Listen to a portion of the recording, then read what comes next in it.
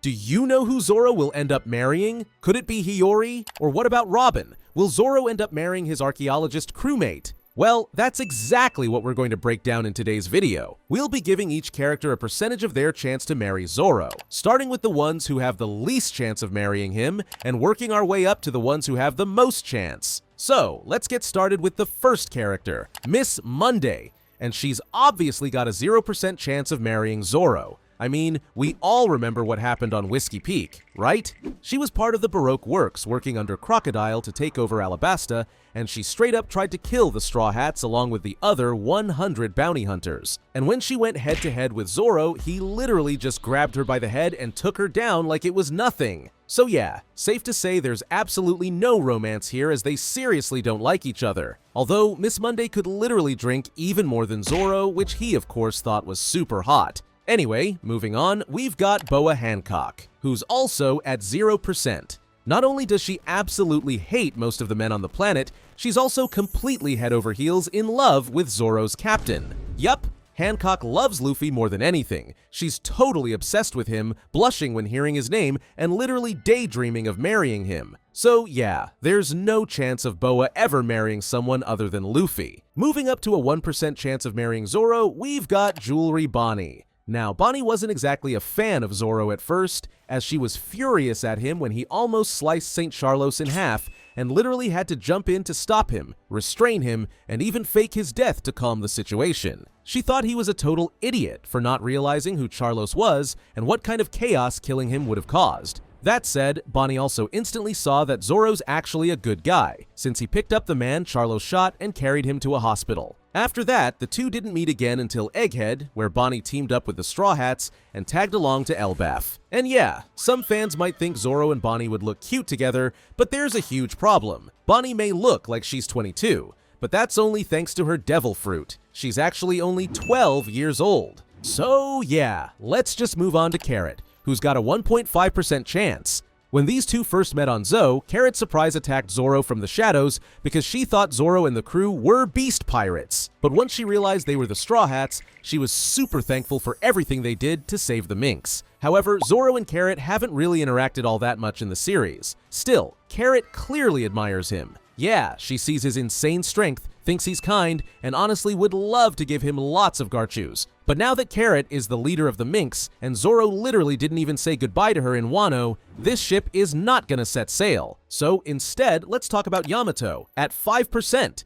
She helped the crew take down her own dad Kaido, and even said she wanted to join the Straw Hats. However, just like with Carrot, Zoro and Yamato didn't really interact until after both he and Luffy woke up after that insane fight. After that, Yamato got closer with the crew and Zoro, and she truly respected Zoro's insane strength. And Zoro, he was grateful for her help and recognized her strength too. Then, when Yamato decided not to join the crew and instead stay in Wano to protect it, Zoro respected her choice and told her to be careful not to hurt Momo's pride by sticking around, which she understood. But even though they said their goodbyes, she might still join the crew later on in the series. And I mean, she's an Oni, and Zoro's a demon himself, so they could be the Oni couple. Who says no? Oh, you all said no? Well, okay then. Let's move on to Tashigi, who's at 20%. Now, this one might seem pretty obvious, as Zoro's a pirate and Tashigi's a marine. So yeah, this literally wouldn't be allowed to happen. On top of that, Tashigi looks scarily similar to Quina. So every time Zoro sees Tashigi, she reminds him of his childhood bestie, and it seriously pisses him off. Talking about pissing people off, Zoro also really pissed Tashigi off when they first met at Logtown, and Zoro won their fight. Plus, Tashigi sees Zoro as a criminal. But sure, other than being a pain in each other's asses from time to time, they actually gained a lot of respect for each other at Punk Hazard. Yeah, after Tashigi saw how Zoro protected her from Monet, she realized he was actually a pretty good guy after all. And Zoro, he just didn't want her to get hurt. And I mean, he literally carried her on his back as well to get out of there. So yeah, they not only respect each other as fellow swordsmen, but they've become somewhat friends and do care about each other. And who knows, Tashigi maybe turns on the Marines to be by Zoro's side.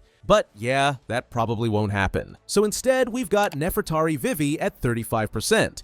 You might have thought Vivi should be a bit higher. I mean, Vivi likes Zoro a lot. Yeah, Zoro played a big part in helping Vivi take back Alabasta from Crocodile, and after seeing his insane strength and how hard he fought to help her, she's got nothing but pure respect for him. And as Vivi is basically a Straw Hat herself, they're obviously really close, and both care about each other a lot, even though Vivi literally tried to kill him at Whiskey Peak. However, although Zoro likes and respects her, he wasn't exactly heartbroken when she chose to stay in Alabasta. While the rest of the crew were all sad and depressed, Zoro straight up said they should have just taken her by force if they wanted her to stay that badly. Oh, and after hearing about King Cobra's death and Vivi going missing, he stayed calm, telling everyone to relax and trust that Vivi could handle herself. But the others just attacked him for sounding like he didn't care about her. But Zoro does really care about her, and he knows she can handle herself, as that's how much respect and trust he's got in her. Still, while there's admiration, romance is very unlikely,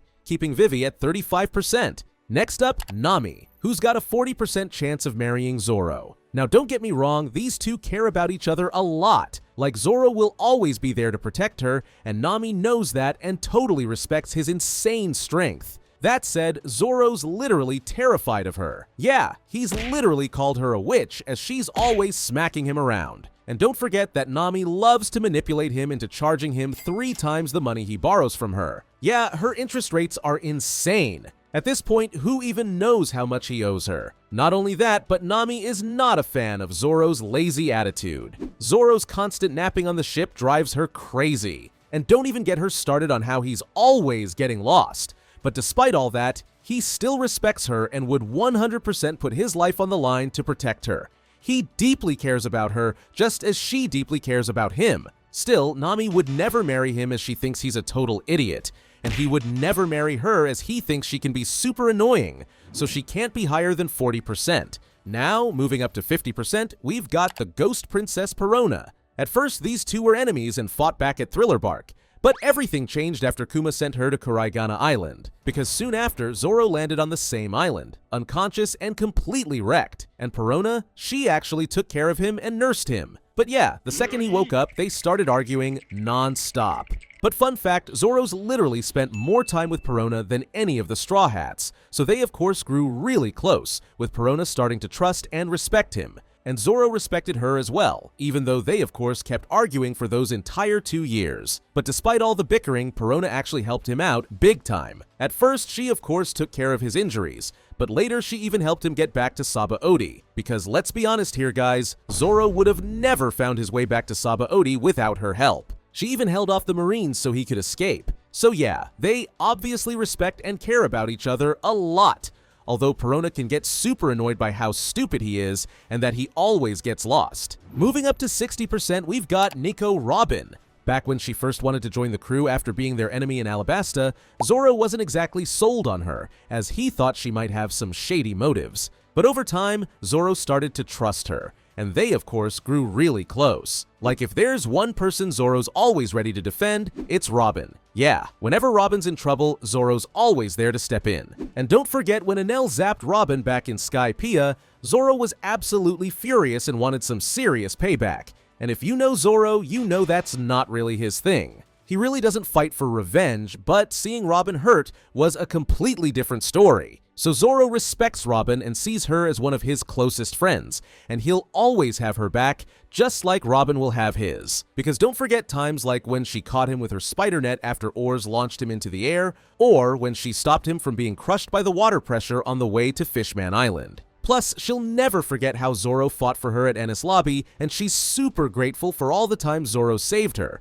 So she'll always see Zoro as family and never forget what he's done for her. Oh, and these two have the same chill and serious vibe, so I can really see these two together. Still, their chances of ending up as a couple isn't higher than 60%. But someone who is higher than 60% is Kozuki Hiyori, and she's got an 85% chance of marrying Zoro. Yeah, these two being together just makes sense, as they're both from Wano. Anyway, after Zoro saved her life, Hiyori was amazed by Zoro's strength.